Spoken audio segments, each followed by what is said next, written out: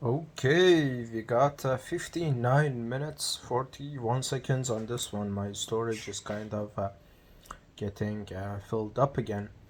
And this video is for documenting the something that I'm noticing recently that I was literally proposed to this company, one of the best privacy firms in Europe, and I got rejected because I was thinking too ahead of the position. And the funny thing is that the face of the whole firm, uh, the best basically privacy lawyer in Europe regarding this, is friends with me and introduced me to them. And the senior partner, who is the senior partner in the uh, country or in the Netherlands, she is okay with it as well, and she opens a position, and HR or her counsel basically rejects.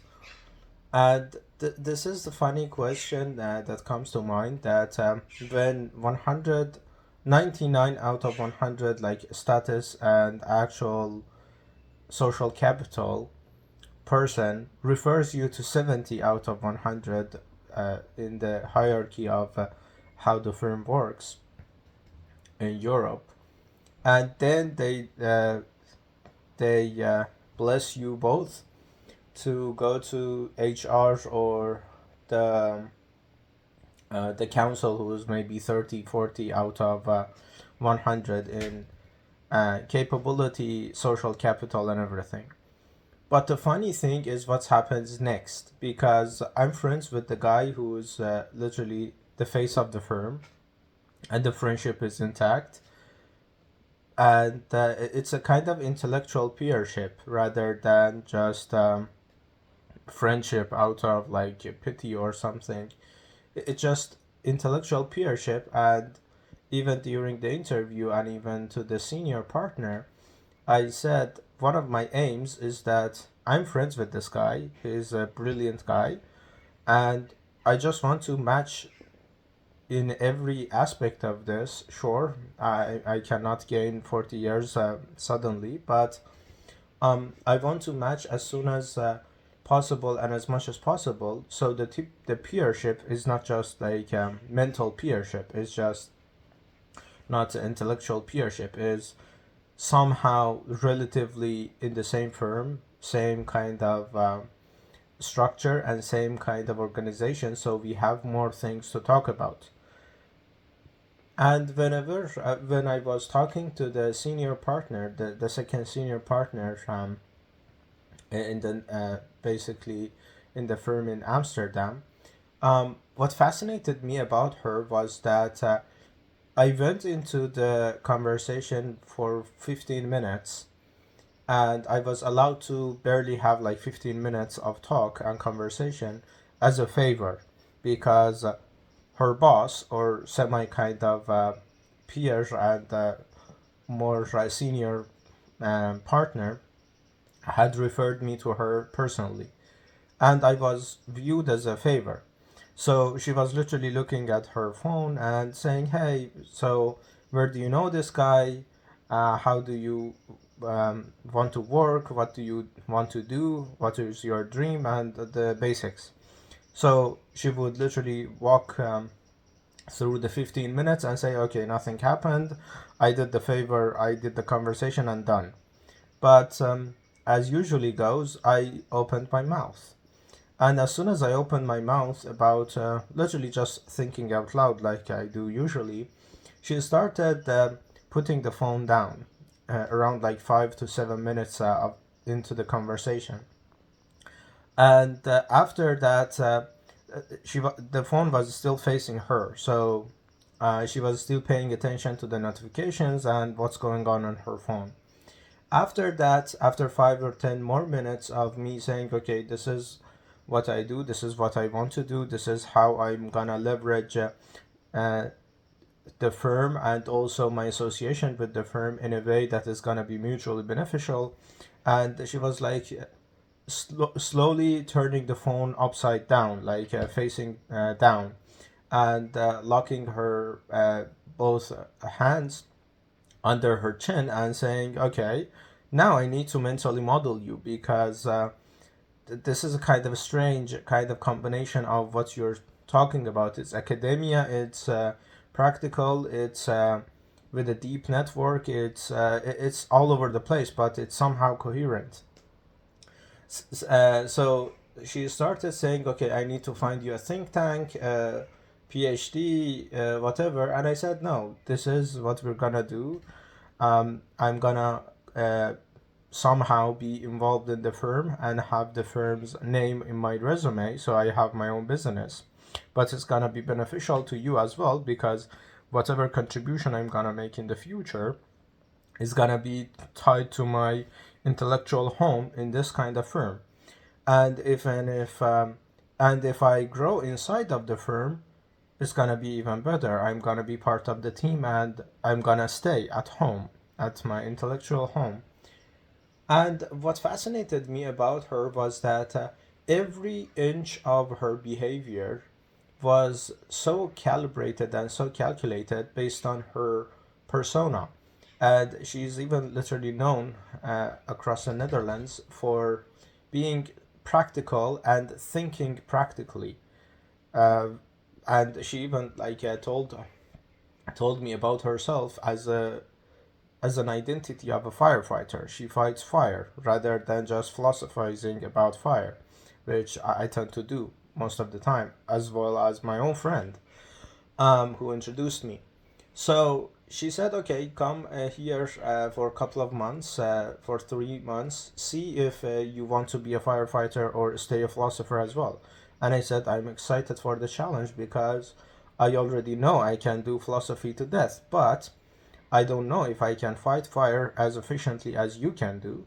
And I'm excited for the challenge because that adds more dimensions to me and adds to my growth, as well as people in the radiation of uh, me growing. They're gonna be affected as well, and they're gonna grow themselves as well. So this was a done deal. But this is the fascinating part that I'm making this video for.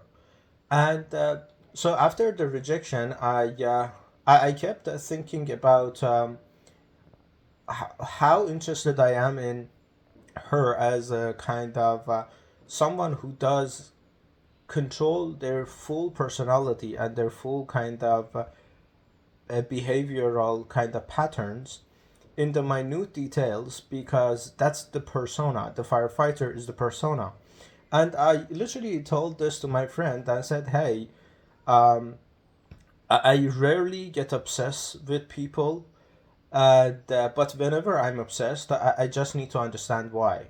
And this has happened so many times in the past. Like, I remember when I had this conversation with director general of this country's whole cyber sovereignty policymaker.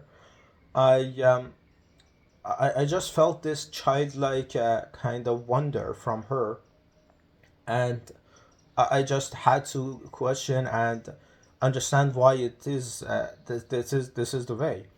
And funny enough, I became friends with her because this is very weird for a governmental figure to be treated like 8 years old, and this is kind of a friendship that has been going. The same thing happened with even him and a couple of other people, that the wonder and the letting people be seen as they are, not the persona they portray and the position they occupy, is so refreshing to people in power because they are used to being deferred to and being begged to get a couple of opportunities and connections out of whatever. But when you actually engage with who they are deep down, which is someone crazy about ideas and whatever, is that they just find the air and the atmosphere kind of refreshing to be in your presence. But the point of this video is actually the opposite of it. That when I sent this to my friend, and even like ask a couple of my other friends, like in not the same position, that I'm really obsessed with this kind of 50 something years old woman, because her thinking is like so controlled and calibrated to the persona she portrays for 20, 30 years, closing even like recently. um, there was a news she closed literally 20, 50 million, 250 million deal or something, and that was like the record of the whole firm, whatever. And it's just like so fascinating to me that this kind of person under immense stress, literally the day I was talking to her, there was a 1 billion kind of valuation of their portfolio companies that they represent. um, it had been breached, and I could feel the tension, but even the tension didn't get to her tonality. And as a kind of hypersensitive person that I am, even that kind of news and that kind of information that literally slaps you in the face within 5 seconds, you still don't lose even the fluctuation in your tonality. That's just like a superpower to me, and I would love to like be more privy to that world, and either work with her, or be more privy to why this person at 50 something years old is that kind of in control of everything going on in their entire kind of environment, that nothing literally phases you. um, and still, funny enough, this is gonna be kind of egotistical, but the surprise she had while talking to me was, how do you actually exist at this age, at this kind of circumstances? Not that there was a 1 billion kind of a Chinese company being breached in their portfolio the same day. And this was like so fascinating to me. And I literally said this flat out to my friend that, hey, I really need to. I really need to be in the orbit of this person, either work with her, talk to her about how she thinks about problems, because this is just such a fascinating person. Because I meet like 5 to 10 person a day for my prospects, clients, and basically professional and personal kind of life. I'm just curious. I go outside. I talk to barber, to baker, to random strangers on the train, but this quality and this texture of kind of congruency I rarely come across with. And I literally was telling this to my friend, and I was expecting he would go like, okay, this is kind of weird. You're obsessing over my client, my kind of partners, like my senior kind of fellow coworker that I've been working for 20 years. After one meeting, this is not like love at the first sight or something. And but he knows me, and the same thing happened with himself and other people I've introduced to him, as well as in our kind of shared orbit. He immediately said, okay, why don't you just say, hey, I want a second opportunity. I recently, after the rejection, I got another client in the a specific kind of thing your firm is kind of doing, and just see what she's gonna do. You would say, I don't like this kind of framing that he used, that you would work hard for her, you would basically try to impress her or whatever. But I said, okay, you know her kind of mood better, but and I'm gonna use this as the frame. But what fascinates me most, amidst all of the chaos of the situation, is that she can just still say no, or ignore, because she's bombarded with breach messages rather than my kind of message. But the funny thing is the view on actual permission, because I have like a professor of mine who is a friend of mine also, and he's 78 years old. He has a PhD in philosophy and law from one of the Germany's best kind of universities, and he's also a professor in Iran, and he was my professor both in bachelor's and in my master's in Iran. He's a great friend of mine as well. And when I asked him, hey, this opportunity turned out to be this way, what do I do? Because I still want to be in the orbit of this kind of this person, this woman, because her thinking and her kind of congruency with how she thinks about problems is just so fascinating to me. I need to like be part of this, even if not her team or because most of the people in her team actually like disappoint me. Like without like going in depth, some of the people I've met in her team is like, yeah, the quality is not there. But that specific person is like I really am obsessing over, because people I have obsessed over in the past have been tremendous kind of friends of mine now, and they have been like a fascinating experience to actually have in my life.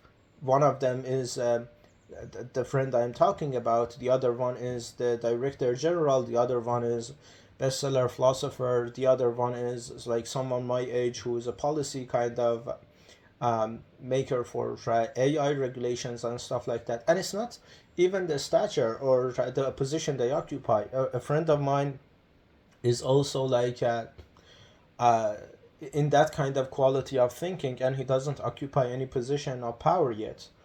It's just that texture of thinking is just so fascinating to me. And when I told him, the professor, the 78 years old, he said, I just don't know. Maybe just let this go, let this one go. And this is just so interesting to me when I compare it the next day that I talked to my friend who is the lawyer and who's literally working with this person that I'm fascinated by. And he just says, just go for it. Just ask her. And this is kind of weird, as if like it's a romance thing or something. But just ask and say, hey, I would like to have a second chance. I would like to, uh, his words literally, impress you and work to prove myself, because at the end of the day, I'm 26 years old, and telling this to a 50 years old, they're gonna sense some sense of seniority anyways, because of the age gap, rather than, okay, we're gonna be peers and we're gonna have peer conversations when I'm half your age. That doesn't sit well with people unless the caliber of thinking is just so consistent and so kind of high quality without any fluctuations that they accept you as peers, which has happened with my friends, because I know them for a couple of months, some of them couple of years. But with this kind of the person, I just showed up. I was supposed to be a favor for 15 minutes and done. But I literally started yapping, and the conversation ended at 45 minutes, and she literally opened the position that didn't exist. So there is some interest in there, but the most interesting part of the equation is the nonchalance of just go for it, just ask for a second chance, or ask for like opening a kind of opportunity. Because if because she's so practically minded, if I cannot actually solve any problems for the client base, I wouldn't have any excuse to actually be in the orbit of this person, because I can have philosophical talks with my friend and the director general, because the ideas and the theories and the policy aspect of my work in the favor of having those kind of conversations. But this person who I'm fully kind of obsessed with the practicality of their aspect of tackling problems, it is not gonna actually be kind of be open for that kind of involvement. So yeah, to wrap up the video, is just I would call it like the difference in experienced what would I call it? Mm, difference in experienced maturity. No, I had the name before the video, and I'm literally recording the video off of that name that came to my mind. But yeah, maybe it's like difference in the word I literally invented, might, MEIGHT, like as mental height. Difference than experienced might, because this friend of mine kind of was telling me a story which is quite interesting, and I think is the underlying factor of this. And he said, like a couple of years ago when Obama was in office, he and I'm kind of lamenting that I'm feeling a little bit of pride by association, because my friend, the person I know, advised Obama on data sovereignty and data subjects' rights. But other than that, um, the funny thing about it is that he was quite stressed. He said, I was quite stressed to like meet Obama and advise him for the first time. But my wife said, okay, he plays basketball, he plays golf, he literally is just another human being with a very important job. That's it. Not the most strongest or most powerful person on the planet. And this kind of is underlying factor of it as well, because he's been in that kind of rooms.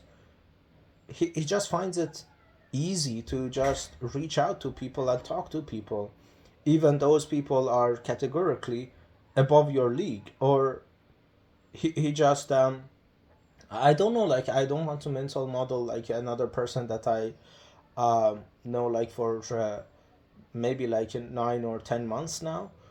But the difference is the highlight of the whole video for me, because the whole story for me that I wanted to make the video, that a 78 years old professor who is very wise, who is a great friend of mine, just says, hey, just leave it, and I have no idea how to get back to that kind of orbit. But the person who has worked with her, or kind of to be honest, not even worked with her, it just understands the kind of obsession with the intellectual kind of novelty and enthusiasm, um, just says, just go for it. And this is kind of maybe what power does to you, that you become more self-centered, not self-centered but self-assured, that you're not just scared of people, because other people are just people, and at the end of the day you're gonna just either ask and get a yes, or you would ask and get a no. But the nonchalance of it is just quite fascinating to me, because I sent her the email, and I'm waiting for the email to get back to me, or ghost me or whatever. But it just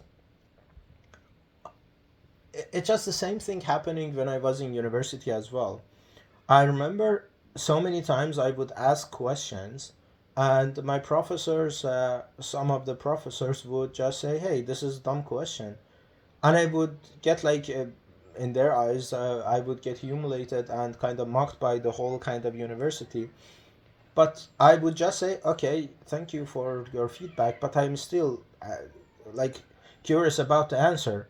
Uh, and it would have bothered me, like, and now even looking back at it, it wouldn't bother me at all, because the question was the priority rather than me being right or wrong about the like position taking about the question. When I'm getting like obsessed, and this is the same idea that I'm making these videos for, or writing, or reaching out to people, or just spontaneous kind of connections with people as like they are strangers. It just, the moment it clicks with me, something that I need to like talk to people, and or just have a conversation, and um, just appease this kind of curiosity in me.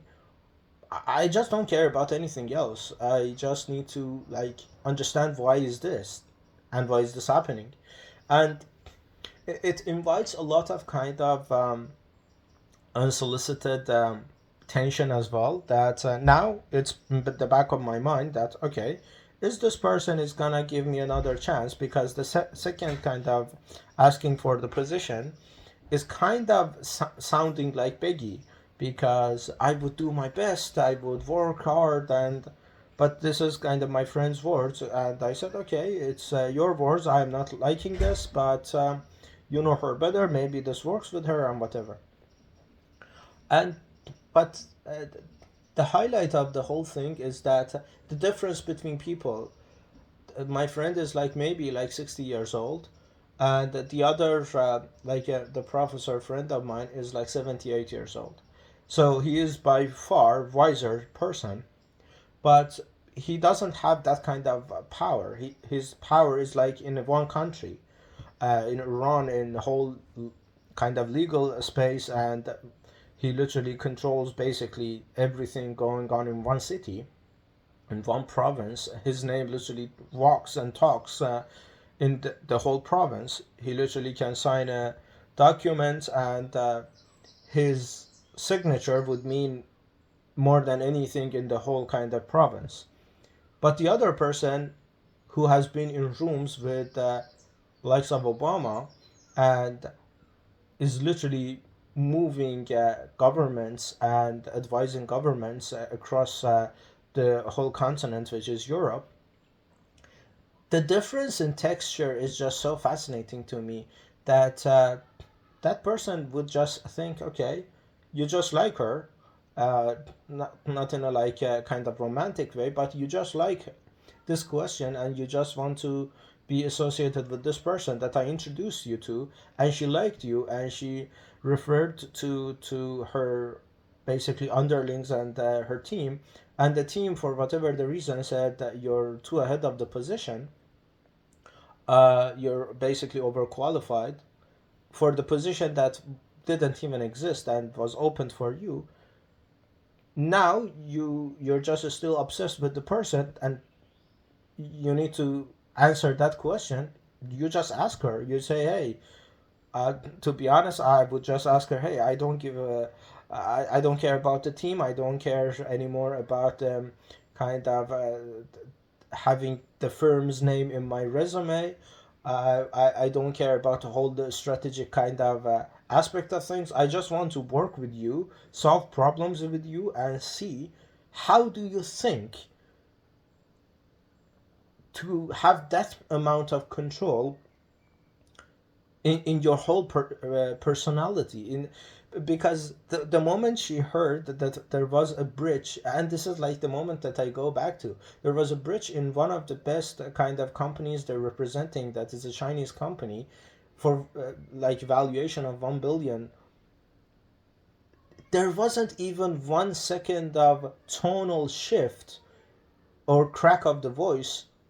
And this is just so fascinating to me. Either this was like pre kind of planned as a kind of, okay, we would have this kind of breach soon or something, but the congruency that is just so consistent is just like, I'm obsessing over it so bad, because my whole thing is like not only control, but also the mechanism of control, and also the congruency, because this is my philosophical side as well, because I'm happy now.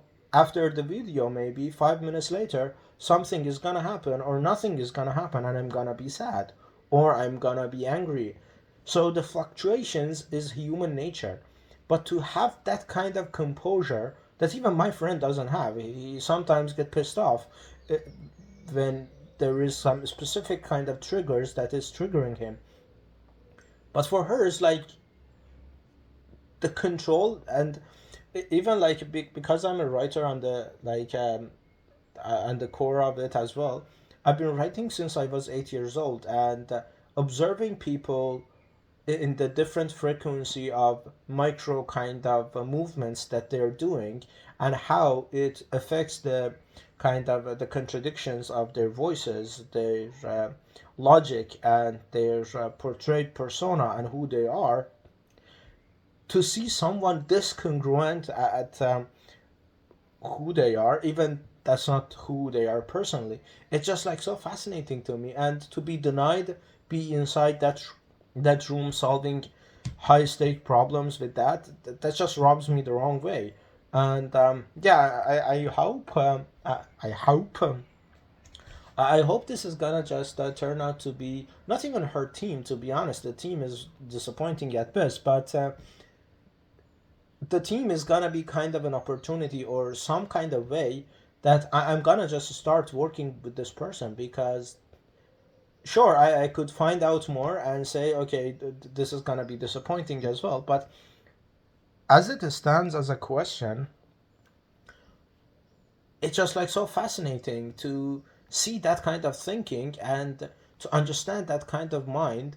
How does it react to kind of to events and to incidents, and it would add another dimension to who I am as well as a person, because I can philosophize to oblivion and back, and without breaking a sweat. But to simplify and to be literally that kind of practically oriented person, that would just add another dimension to me, and that would like not only add to the growth as a person, but would be a lot of fun as a kind of challenge. So yeah, I don't know what I'm gonna call this video, because I started the video focusing more on the difference between the professor and the friend, the lawyer friend. But now I'm seeing, thinking about it, is that I'm really obsessing about being involved more with this person, because that kind of thinking I have rarely seen. And I've been in rooms with people who are even way above her in the position or in the kind of occupied mm, power and status. But that kind of person is just like so fascinating to be involved with, regarding the thinking and how the thinking about a problem happens and occurs in the back of the mind. But yeah, I really hope this is gonna work out in some weird way that my life works in most of the time, because sure, this would give me not only the best leverage as the best firm in the whole country in the privacy space, uh, in your resume even for 1 or 2 months, but also the connections it's gonna give you is a great leverage. But even more fascinated about this is that how would it feel to be inside the room solving a problem with this kind of person? That's more fascinating to me than actually having the leverage with money, with the position, the power, the kind of the facilitation of 10 years of your own business and grinding turned into 3 months. Because as soon as I entered that kind of environment with that kind of name in my resume, I'm gonna skip 10 years of bootstrapping my own business and credibility. And that's a lot. But more fascinating than that is that even in 10 years, I'm gonna be 36. At, at 36, having a full fledged business is still early by so many metrics. And it's not gonna even take me to 35. I'm gonna have figured this out by 29 and have an actual full running business by 30. That's gonna be kind of very beneficial, both in brand kind of presence and also the revenue and whatever. But yeah, it's just like so fascinating to me that this is how the lived experience of power actually like because it doesn't depend on the person. If I say, okay, this person is just that kind of risk taker, he isn't. Like the lawyer is actually very conservative. But when it comes to this, and of course it's not going to be out his, at his expense, the person likes me, the friend who has referred me to likes me, so two senior people actually already kind of are blessing uh, blessing this going. But there are some logistics involved with this that may have caused the issue, or maybe I'm just thinking too out of the position. But yeah, we're gonna see what's gonna happen, and I'm quite curious about what's gonna happen either, because I'm feeling that some way down the line, this the paths are gonna cross with this person, because I don't remember wanting anything in my life and having not achieved it. I remember I was maybe 12 years old, 15 years old, and um, I was reading a couple of Dostoevsky's books, and I wanted to write better than him, and that was like my obsession at the time. And I kept writing, writing, and writing, and at some point, I internally felt, yeah, I may have written a couple of pieces that are better than Dostoevsky's. Sure, that would be delusion, but um, then someone appears who's literally studying Dostoevsky for 30 years, is a bestseller, is one of the great kind of current philosophers of the world, and he just says, hey, you're writing as good as this guy. And I'm saying, okay, maybe the internal feeling wasn't at all kind of like bullshit as well. So I don't actually remember wanting anything and having not gotten it. This is becoming one of my obsessions, and maybe down the line we're gonna be kind of crossing path again. Even like the HR that literally called me the next day and said, "Hey, you're thinking too ahead of the position, and we're not gonna pick you for this position." I just said, "Yeah, thank you for informing me. Maybe we're gonna cross paths again. Who knows?" But yeah, that's quite interesting, and I'm quite stressed about the kind of where this is going, because there are a lot of upsides to this. But the most interesting upside is, like, I imagine myself inside of the room. There is this kind of incident or something urgent happening, and we're just thinking out loud to solve the issue. And then I just want to understand, how does this person react to this situation, and how does it work in their skull, in the back of their mind? How does it work? Like, how do they see the world? Because this person needs to have something this kind of interesting to be in that kind of control of their whole environment without breaking a sweat, which is yeah, just the most fascinating. But yeah, who knows? Maybe this is gonna be quite hilarious. Uh, I, I I literally the same day after meeting her, I messaged the director general I know, who is a great friend of mine as well, and she's like 52 as well. So basically 50 and 52. And I told her, hey, she's literally you, but more mature, with more mature curiosity. And she was laughing her ass off, like, brother, I'm 52, and I'm kind of. She literally said, I'm curious. I'm governmental figure, and but she was just laughing her ass off. She was like, okay, I would be very interested in meeting her, and I said, no, you actually wouldn't, because she's like super serious. And not super serious as a persona, because you can be super serious and not smile for 20 weeks as well, but there is some maturity to the curiosity that she's portraying in the 45 minutes we had. And funny enough, I had the same kind of 45 minutes with the director general as well. And but from the first second of our conversations, I was like, okay, this is not a director general. This is like a 8 years old kid gushing over the same ideas and as me, and we're just having fun. And but with that the childlike curiosity. But with the other person, it was like, no, there is some curiosity, deep obsession with a couple of ideas, but it's just so mature. I don't know like how even like explain maturity. It's just like, it's just such a similar texture, but so different in the altitude of it. But yeah, maybe I'm gonna call the video. What's it gonna be? Um, Difference in experienced altitude. Yeah, maybe that's the thing, because it ties together the professor thing as well as the lawyer thing because they are in the same mental aptitude, and even the professor is wiser because of the lived experiences, but because of the held positions of power, which is the gap between the two,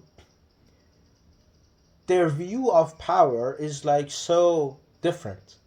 The same happens with the lawyer who is the greatest lawyer in the firm for 20 years in like Netherlands in the privacy field, compared to like a director general who has a whole country running based on her specific kind of direction regarding um, the sovereign kind of sovereignty, the cyber sovereignty space and directive. So it's just like one is an employee, the other one is the kind of the actual the person who gives the direction. But the mismatch of it is that the person who gives the direction is more kind of intellectually curious, but the other one who's a lawyer is like more practical oriented. Both are practically oriented people, but it's just like such a different texture to them that I cannot explain. But yeah, I'm gonna call it a difference in um, experienced altitude for the video. But yeah, 42 minutes of gapping, nice.